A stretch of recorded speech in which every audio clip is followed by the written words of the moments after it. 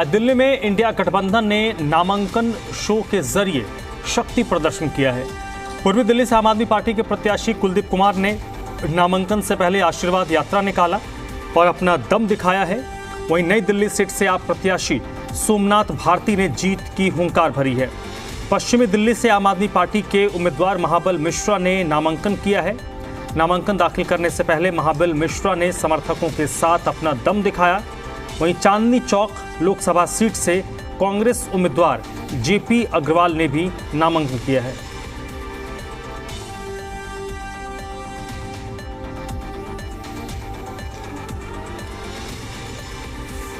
और सीधे रुख करते हैं, बलराम पांडे इस वक्त मेरे साथ जुड़ चुके हैं, जी मीडिया संवाददाता, इसी पर ज़्यादा बातचीत के लिए।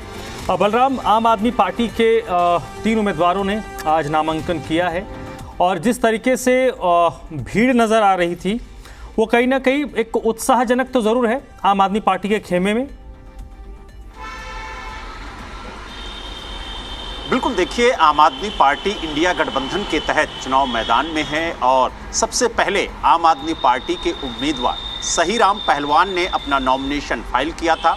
और आज आम आदमी पार्टी के 3 उम्मीदवारों ने अपना नॉमिनेशन फाइल किया है। पूर्वी दिल्ली से आम आदमी पार्टी के उम्मीदवार कुलदीप कुमार ने अपना नॉमिनेशन फाइल किया, तो वहीं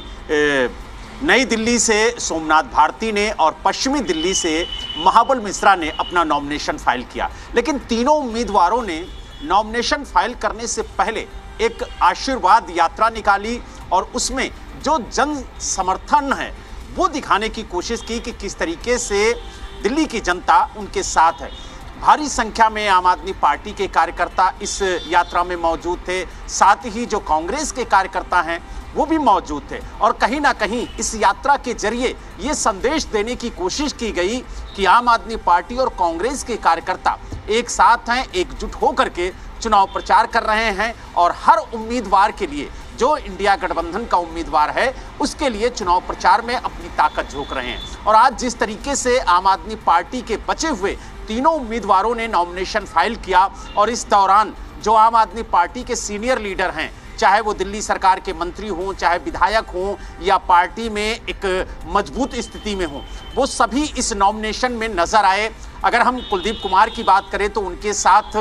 जो दिल्ली सरकार की कैबिनेट मंत्री हैं आतिशी, वो मौजूद थी। वहीं सोमनाथ भारती के साथ अगर हम बात करें तो सौरभ भारद्वाज मौजूद थे और महाबल मिश्रा के साथ जो कैलाश गहलोत हैं, दिल्ली सरकार के कैबिनेट मंत्री हैं, वो मौजूद थे, साथ ही संजय सिंह मौजूद थे। तो कहीं ना कहीं एक जन बल दिखाने की कोशिश इन प्रत्याशियों की तरफ से की गई। हालांकि जनता किस तरीके से इनको समर्थन करती है ये तो 4 जून को जब नतीजे आएंगे तब पता चलेगा। लेकिन कहीं ना कहीं कोशिश पूरी यही की जा रही है कि इस बार 2014 और 2019 के इतिहास को बदला जाए और जिस तरीके से आम आदमी पार्टी ये कह रही है और इंडिया गठबंधन ये दावा कर रहा है कि इस बार दिल्ली में 7-0 से इंडिया गठबंधन जीत दर्ज करेगा, तो उन दावों में कितनी मजबूती है ये 4 जून को जब नतीजे आएंगे तब पता चलेगा। जी चलिए, ठीक है। और गठबंधन के तहत आपने जैसे जिक्र किया कि इंडिया गठबंधन के तहत आम आदमी पार्टी और कांग्रेस इस चुनाव में दम दिखाने की कोशिश कर रही है। जो आज शक्ति प्रदर्शन था उसमें आम आदमी पार्टी के लोग तो थे, कांग्रेस की कितनी सक्रियता आपने देखा, कितनी कांग्रेस की भूमिका थी इसमें? देखिए, आम आदमी पार्टी और कांग्रेस के कार्यकर्ता एकजुट होकर जो उम्मीदवार है उसके साथ लगे और जो कैंपेन चल रहा है इंडिया गठबंधन का उसमें शामिल हूं। इसको लेकर के आपने देखा होगा कि कांग्रेस ने भी अपनी एक कोऑर्डिनेशन कमेटी गठित की और आम आदमी पार्टी ने भी अपनी कोऑर्डिनेशन कमेटी गठित की और दोनों कमेटियों की जो बैठक है कल दिल्ली में आयोजित की गई और उस बैठक में कई घंटे चर्चा हुई और इस बात पर सबसे ज़्यादा जोर दिया गया कि जो कांग्रेस के कार्यकर्ता हैं, जो आम आदमी पार्टी के कार्यकर्ता हैं, वो एक साथ एक मंच पर कैसे आएं, क्योंकि जो बड़े नेता होते हैं वो तो गठबंधन का धर्म निभाते हैं, लेकिन जो कार्यकर्ता है, जो जमीनी स्तर पर काम करता है, वो कैसे एक साथ एकजुट होकर के डोर टू डोर कैंपेन करे, जनता के बीच में जाए और बताए कि कांग्रेस और आम आदमी पार्टी इस बार इंडिया गठबंधन के तहत चुनाव मैदान में है, अगर आम आदमी पार्टी का उम्मीदवार चुनाव मैदान में है तो उसके लिए कांग्रेस के कार्यकर्ता कैसे वोट मांगे, और जहां पर कांग्रेस का उम्मीदवार है वहां पर आम आदमी पार्टी का कार्यकर्ता कैसे वोट मांगे, इसको लेकर के बैठक हुई, मंत्रणा हुई और आगे की स्ट्रेटजी पर चर्चा हुई। तो कहीं ना कहीं अब आने वाले दिनों में इस तरीके की तस्वीरें देखने को मिलेंगी, और आज जैसे नॉमिनेशन में तस्वीरें देखने को मिली जिसमें कांग्रेस के भी कार्यकर्ता मौजूद थे, तो कहीं ना कहीं अब धीरे धीरे जो कार्यकर्ताओं में एकजुटता है वो भी देखने को मिल रही है, और जो आम आदमी पार्टी के कार्यकर्ता हैं, जो कांग्रेस के कार्यकर्ता हैं, वो मिलकर किस तरीके से जनता के बीच में जाते हैं और उसका असर क्या होता है, ये तो 4 जून को जब नतीजे आएंगे तभी पता चलेगा। जी ठीक है, और नतीजों में स्थिति स्पष्ट हो जाएगी।